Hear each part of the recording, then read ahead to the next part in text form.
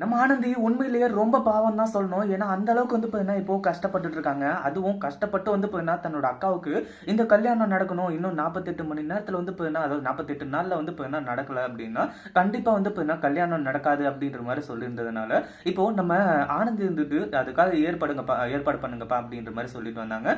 இப்போ அதுக்காக பார்த்தீங்கன்னா கிட்டத்தட்ட 7 லட்ச ரூபாய் செலவாகும். அந்த ஒரு விஷயம் தெரிஞ்சுக்கிட்டு தான் இப்போ மகேஷ் சார் 7 லட்ச ரூபாய் அதாவது இங்க பார்த்தீங்கன்னா வின் பண்றவங்களுக்கு 7 லட்ச ரூபாய் அப்படின்ற மாதிரி ஒரு காம்படிஷன் வச்சிருந்தாங்க.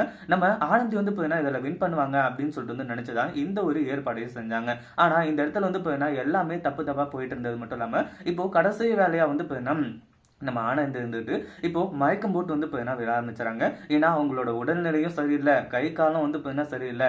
இந்த மாதிரி பல பிரச்சனைகள் அவங்களுக்கு இருக்கிறதுனால அவங்களால சரியா வேலையே செய்ய முடியல. அப்படி இருந்துமே கூட 3 மணி நேரத்துக்கு கிட்டத்தட்ட 30 பீஸ் தைச்சாங்க அப்படின்னு சொல்லிட்டு கொஞ்சம் ஆறுதல் படுறதா இல்ல வேதனைப்படுறதா அப்படின்னு சொல்லிட்டு தெரியாம இருந்துட்டு இருக்கு. இந்த மாதிரி இருக்க சூழல்ல அடுத்ததா என்ன நடக்குது அப்படின்னு பாத்தீங்கன்னா இங்க நம்ம மகேஷ் சார்ல இருந்து அடுத்ததா அன்பு இவங்க எல்லாருமே பயங்கர ஷாக் ஆயிட்டாங்க.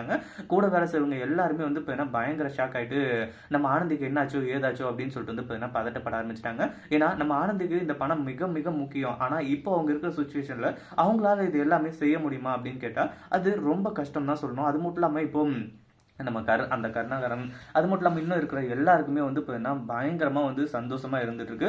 ஆனாலும் இந்த இடத்துல இப்போ மகேஷ் சார் நம்ம ஆனந்திக்காக அடுத்ததா கடைசியா ஒரே ஒரு வாய்ப்பு மட்டும் கொடுக்க போறாங்க.